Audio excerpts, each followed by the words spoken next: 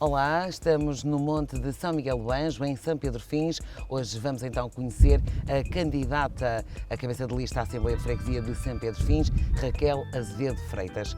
Olá, Raquel. Olá, muito boa tarde, Isabel. Eu tinha aqui um perfil, ou o perfil da Raquel, para apresentar, mas acho que melhor do que eu, a Raquel pode fazer isso mesmo. Quem é a Raquel Azevedo Freitas?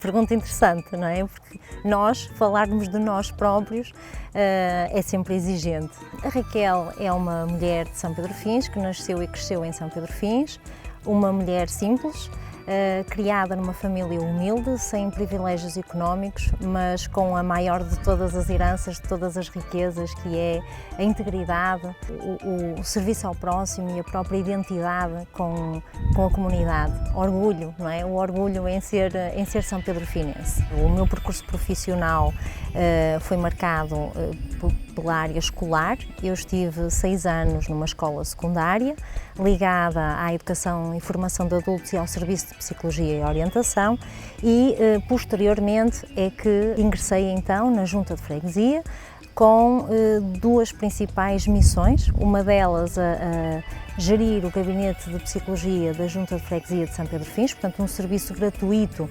disponibilizado à população, e assumir também a direção técnica do centro de dia tutelado pela Junta de Freguesia.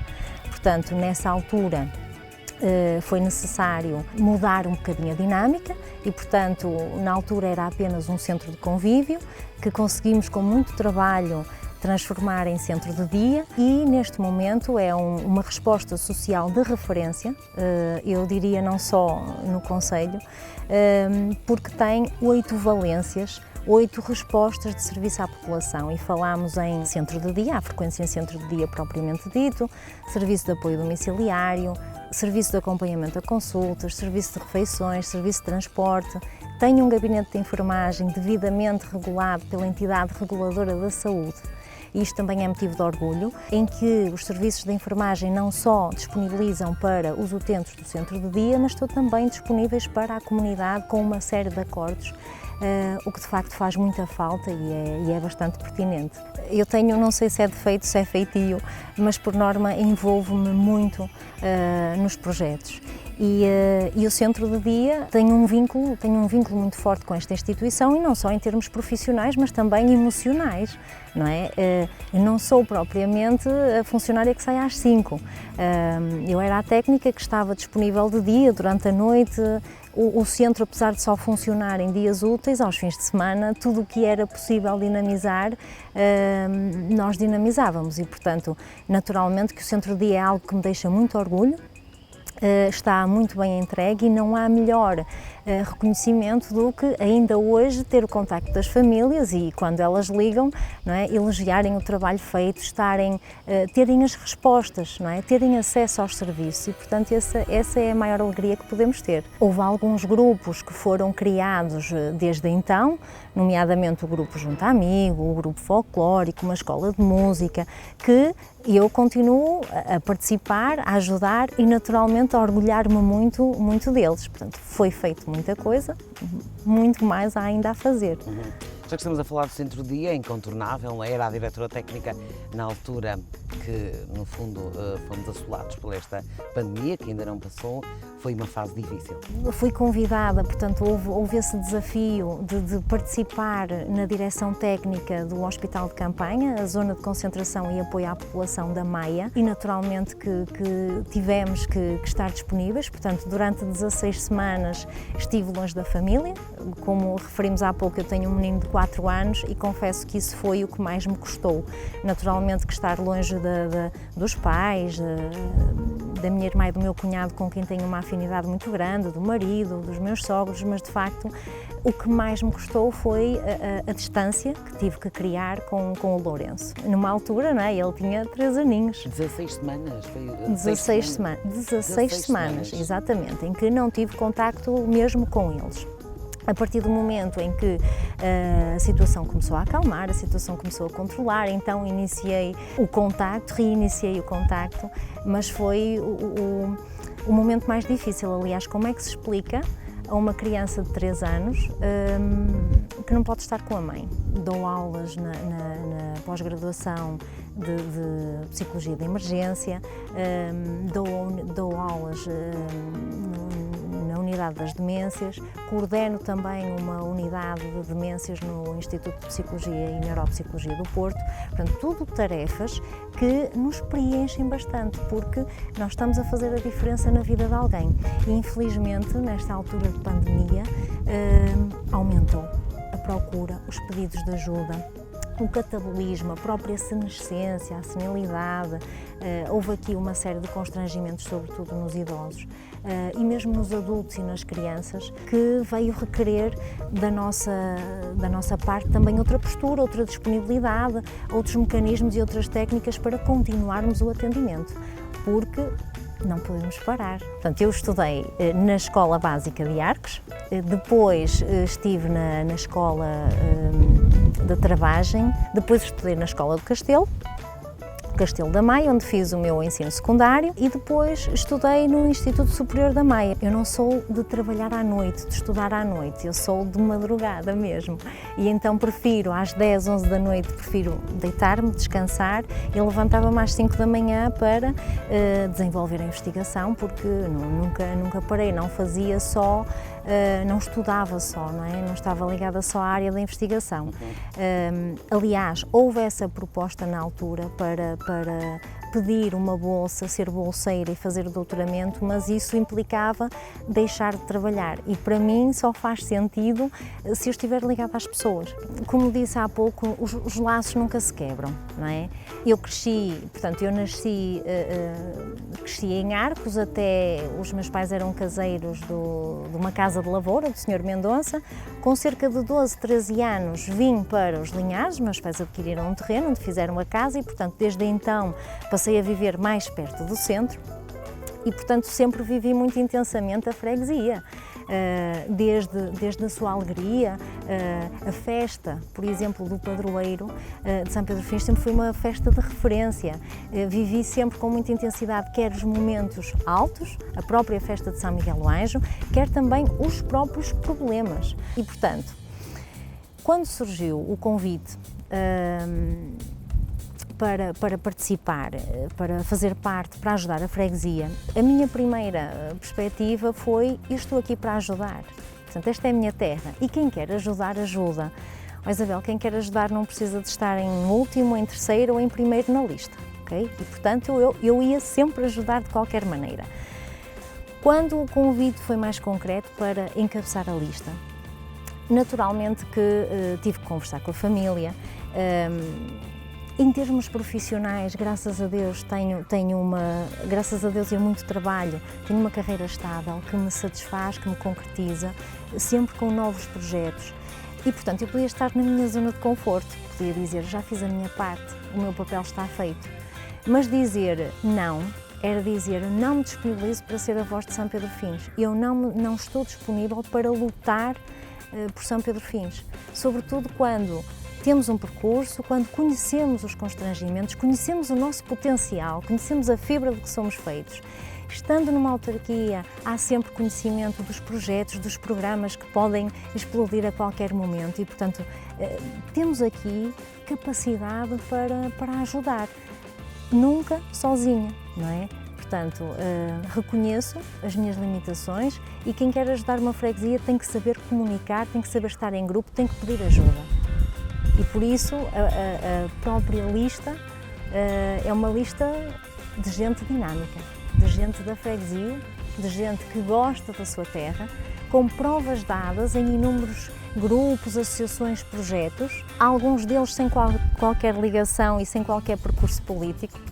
Aliás, houve uma outra pessoa que, quando eu convidei, disseram: Raquel, mas eu não sei nada de política, eu não acompanho, eu não faço parte de nenhum partido. O que eu quero é que gostem da freguesia, não é? E, portanto, conseguimos isso. Quiseram conhecer as ideias, conhecer o projeto, conhecer o programa, conhecer a dinâmica.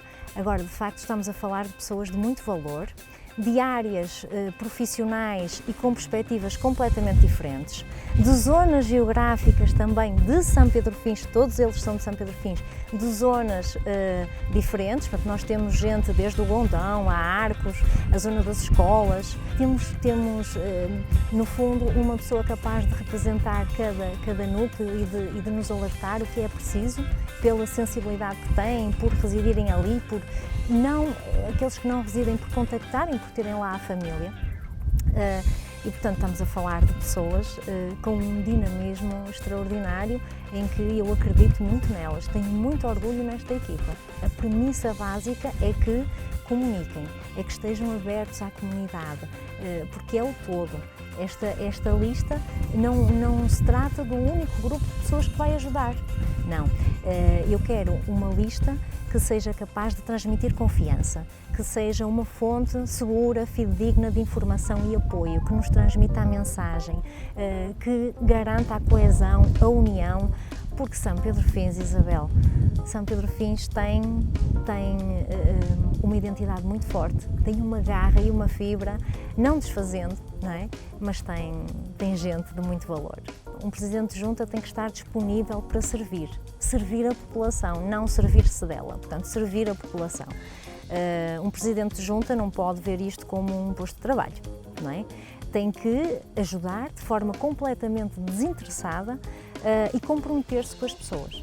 E, portanto, esta foi a primeira mensagem que eu passei a todos os elementos da lista e a forte capacidade de comunicar, de perceber quais são as necessidades das pessoas. Nós passamos por, digamos assim, e desde que eu vivo em São Pedro Fins, testemunhei dois grandes momentos em termos autárquicos. Portanto, um conjunto de mandatos do Dr. Marcos Gonçalves com uma evolução singular em termos de infraestruturas. Foi nessa altura que se construiu a Junta de Freguesia, que é, não desfazendo, a Junta de Freguesia mais bonita do concelho e arredores. A Junta de Freguesia tem linhas arquitetónicas, concordo. Singular, é muito bonita, é uma Junta de Freguesia muito bonita, requalificou-se a escola primária, fez-se o pavilhão desportivo.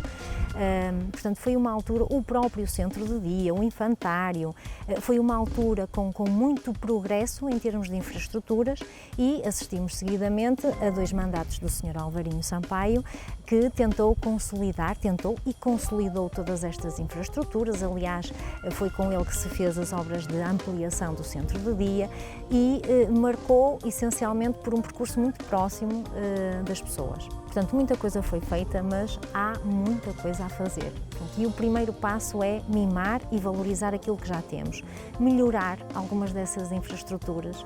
Eu quero levar o Lourenço ao parque. O Lourenço tem 4 anos e vamos levar os nossos filhos ao parque. Eu não quero que ninguém saia de São Pedro Fins porque não tem condições para, não é? Nós investimos muito na resposta para os séniores, tinha que ser, mas neste momento é preciso canalizar a energia para todas as faixas etárias, não é? Nós temos que criar condições para que as famílias possam ficar aqui e, quando não podem mesmo, sintam orgulho e sintam necessidade de vir cá. E por isso esta questão do cuidar.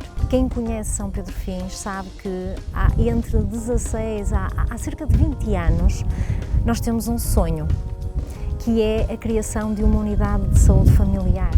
E eu não posso esconder que essa é uma das nossas grandes lutas, porque o município, o nosso concelho, é referência em várias áreas, na cultura, na educação, tem que ser também na saúde. Portanto, esta zona do concelho, a zona Maia Leste, precisa de uma unidade de saúde familiar. Este é um sonho nosso, pelo qual sempre lutamos. Nos últimos anos, se calhar de forma mais passiva, porque não havia mesmo essa possibilidade. Agora surge uma nova luzinha, uma nova esperança e é atrás dela que nós vamos. Manter sempre a nossa identidade, aproveitar os recursos naturais que nós temos, e nós temos recursos naturais fantásticos. Portanto, nós temos que valorizar a Ribeira do Leandro e, no âmbito da requalificação do Rio Lessa, vamos também puxar por isso. Temos que criar um ecocaminho, está em curso, está em projeto os caminhos pedonais que vamos querer acompanhar. Portanto, nós temos um manifesto complexo, grande, mas execuível. Vamos falar do ambiente e da questão da siderurgia nacional. Continua a ser uma questão delicada. Sem dúvida.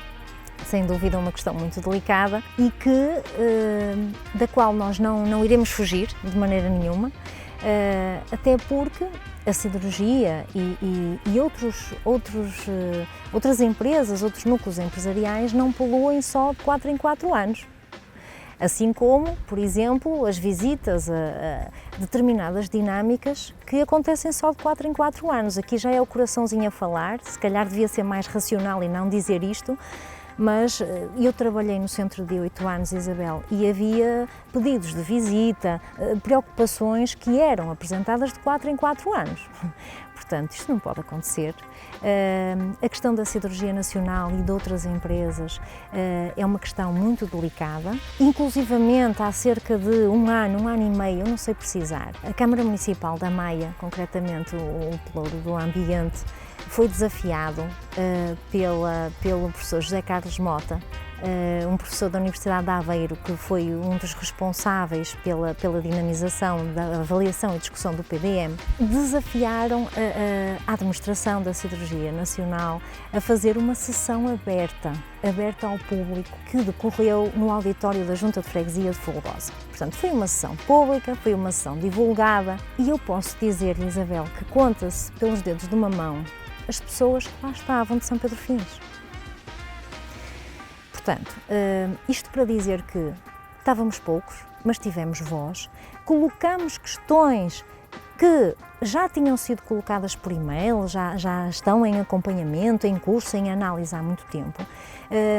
E sinceramente, na altura, ainda longe de imaginar, primeiro, que saía de São Pedro Fins, em termos profissionais, segundo, que viria a ser candidata, eu estava lá. E, portanto, isto não deixa, de certa forma, de me pôr a pensar, não é? A siderurgia é uma preocupação, mas tem que ser uma preocupação permanente. Não pode ser uma preocupação ou uma discussão, um tema para cima da mesa de 4 em 4 anos para fazer disso campanha política. É importante conhecer a história da Siderurgia Nacional. É uma empresa com muitos anos, portanto, ela não foi instalada aqui ontem. Na altura, e admiro também nesse aspecto a própria disponibilidade da siderurgia, onde explicou, apresentou todos os projetos que tem em curso, aquilo que nós vamos procurar é, naturalmente, monitorizar. É importante que cumpram com as medidas para a minimização do impacto nefasto no ambiente e, sobretudo, em quem vive aqui mais próximo. Eu posso dizer-lhe que nós estamos a escutar as famílias.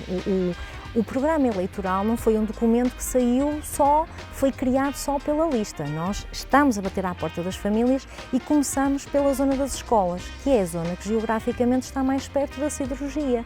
E não houve uma pessoa que não nos falasse nesta questão. Portanto, isto é uma preocupação, naturalmente. Nós temos uma escola básica local ali muito perto. Não é? Portanto, o que é que temos que fazer? Temos que procurar comunicar. Uma das coisas que vou procurar é entrar em contacto, fazer reuniões, acompanhar mais, poder solicitar mais responsabilidade social, mas sobretudo, eu não diria escrutinar, que é uma palavra pesada, mas de facto monitorizar, questionar, ter respostas para as pessoas. Estamos aqui no Monte São Miguel do Anjo, foi o local escolhido pela Raquel. Porquê? Sim, porque o Monte São Miguel do Anjo é o local mais alto do concelho da Maia. É um local que tem que ser mimado. Nós temos aqui um grupo, uma comissão dinamizadora que tem feito um trabalho extraordinário, mas que precisam de ajuda, têm que ser ajudados. E precisamos de mostrar às pessoas que temos, tem um potencial turístico enorme, que nós muitas vezes procuramos fora aquilo que nós temos aqui. Eu conheci o engenheiro Silva Tiago na altura em que era secretária do Núcleo Maia Leste da JSD, não sei precisar, mas entre os meus 16 e 18 anos. Ele estava num papel diferente e, portanto, o contacto sempre foi algo muito formal, sempre o vi como uma pessoa perfeccionista, como na altura, um técnico conhecedor dos dossiês, exigente. Depois, quando assumiu a liderança do nosso concelho e estando eu ligada à ação social da Junta de Freguesia, pude cruzar-me com o Sr. Presidente numa série de eventos, perceber a perspectiva dele em relação à entrega, ao auxílio, ao altruísmo, mas posso afirmar que foi na altura da pandemia que eu conheci o lado humano do Presidente, não é? Foi nessa altura, sem formalismos, onde carregávamos um peso enorme, onde eu vi a preocupação dele, onde eu escutei várias vezes: é para fazer tudo o que seja possível pela comunidade, tudo para a saúde, para a questão do turismo, para a economia. O que é que nós podemos fazer neste momento pelas pessoas? E, portanto, eu diria que foi nessa altura que conheci a parte mais humana, não é? Mais sensível do Presidente. Conto com o Sr. Presidente para nos ajudar. Aliás, a comunicação e o alinhamento entre a Junta e a autarquia tem que ser uma mais-valia, não é? Porque nós sozinhos não conseguiremos fazer muito. E portanto, já tivemos algumas reuniões, até para a realização deste programa eleitoral, em que perguntei-lhe taxativamente: Sr. Presidente, gostava de desenvolver este projeto, aquele. A primeira coisa que faz é pedir para fundamentar. E, portanto, é nesse sentido que entendo-o como uma pessoa exigente, mas precisam mesmo disso. Mas tu já leste, sabes quais os critérios, sabes o que é necessário para uma coisa destas, sabes como é que se mantém uma estrutura destas? Portanto, sei que é exigente, o trabalho de casa tem que ser bem feito, não nos vai adiantar pedir reuniões só porque sim. Quando pedirmos as reuniões, sei que tenho que levar o trabalho de casa feito e espero, tenho muita expectativa na continuidade e no apoio que ele nos possa vir a dar. Que mensagem é que quer deixar aos teus fregueses, aos teus futuros fregueses? Aos São Pedrofinenses? Bom, em primeiro, gostava de dizer que São Pedrofins merece uma campanha bonita, uma campanha digna e, portanto, tenho que agradecer para já a forma como estou a ser recebida, nesse contacto que tenho feito com as famílias. As pessoas estão disponíveis para ouvir, estão disponíveis para dar a sua opinião, argumentam, discutem e, portanto, nesse aspecto eu só tenho que estar imensamente grata. Estou aqui disponível para o que entenderem, pedia que votassem com consciência, mas que votassem, está bem? No próximo dia 26 de setembro, cumprindo todas as regras de segurança e nada vale a pena colocarmos a nossa vida e a nossa saúde em risco, portanto, cumprindo todas as regras de saúde, de higiene, de segurança, vão votar, vão manifestar a sua opinião, seja ela qual for, e que o façam em consciência.